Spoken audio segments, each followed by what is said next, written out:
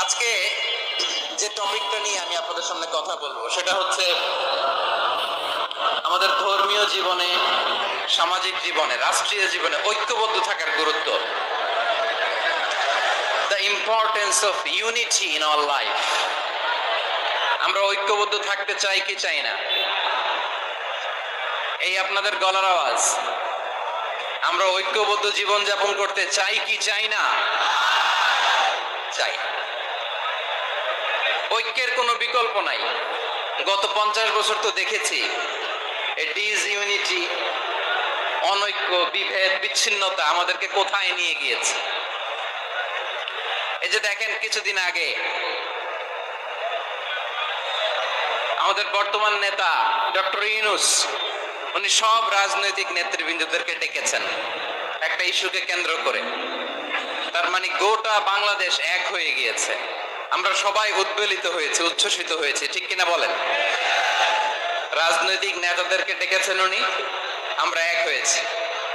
এরপর ধর্মীয় অঙ্গনের যে লিডাররা, বিভিন্ন ধর্মের, শুধু মুসলিম না, সবাইকে ডেকেছেন, আমরা ঐক্যবদ্ধ হয়েছি। এটাকে বলে ন্যাশনাল ইউনিটি, জাতীয় ঐক্য। যে কোনো ধরনের কনস্পাইরেসি, ষড়যন্ত্র, আধিপত্যবাদ মোকাবেলায় জাতীয় ঐক্যের চেয়ে মুখ্য হাতিয়ার আর নাই। আমাদের একটা প্রতিবেশী দেশ আছে, আমরা আমাদের দেশ নিয়ে যত ভাবি তারা তার চেয়ে বেশি ভাবে। কথা বুঝতেছেন না? আরো ভেঙে বলতে হবে। আমরা আমাদের দেশ নিয়ে যত উদ্বিগ্ন, এদের আরো টেনশন বেশি। বলেন, আমাদের দেশে শান্তি আছে না নাই? আমরা হিন্দু মুসলিমে কখনো দাঙ্গা লাগে? আসতে বলেন, কেন লাগে? ওদের পূজা পার্বণে আমাদের মাদ্রাসার ছেলেরা যে পাহারা দেয়, চিল্লায় বলেন ঠিক কিনা? আমাদের তাফসীর মাহফিলের সময় ওরা ডিস্টার্ব করেন, ঢোল বাজায় না। ওদের পূজা পার্বণের সময় আমাদের তাফসীর মাহফিলের ডেট হলে আমরা চেঞ্জ করে দেই। সুবহানাল্লাহ! কি সাম্প্রদায়িক সম্প্রীতির রোল মডেল! আর ওই বাংলাদেশের ব্যাপারে তারা অনেক ডিসইনফরমেশন ছড়াচ্ছিল। ভারতের অনেকগুলো গণমাধ্যম, আমি জেনারেলাইজ করব না, আমাদের প্রতিবেশী দেশের সব গণমাধ্যমকে আমি দোষ দিতে চাই না, অনেকগুলো গণমাধ্যম তারা ডিসইনফরমেশন শেয়ার করেছে। ডিসইনফরমেশন আর মিস ইনফরমেশনের পার্থক্য আছে। মিস ইনফরমেশন না জেনে ভুল বুঝে একটা মিথ্যা বা ভুল তথ্য ছড়িয়ে দেয়া, এটার ক্ষমা আছে। এটার কি আছে?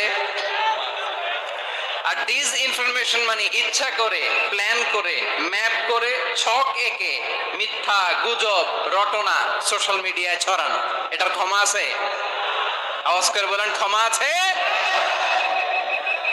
ভারতের কিছু গণমাধ্যম তাই করেছে। আমরা ব্যথিত হয়েছি, আমাদের হৃদয়ে রক্তক্ষরণ হয়েছে।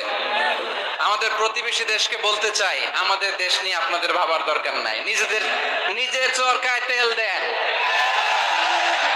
নিজের দেশ নিয়ে ভাবেন। গত মাসের ভয়েস অফ আমেরিকার রিপোর্ট, বাংলাদেশে সংখ্যালঘু জনগোষ্ঠী আগের চেয়ে বেশি নিরাপত্তা পাচ্ছে। Report voice of America, Muslim report নাকি? মুসলিম জরিপ, ভয়েস অফ আমেরিকা। কথা বোঝে নাই বোধহয়। ভয়েস অফ আমেরিকা কি আমাদের রিপোর্ট? না, ভয়েস অফ আমেরিকার জরিপ, বাংলাদেশের সংখ্যালঘু জনগোষ্ঠী আগের চেয়ে ভালো নিরাপত্তা পাচ্ছে।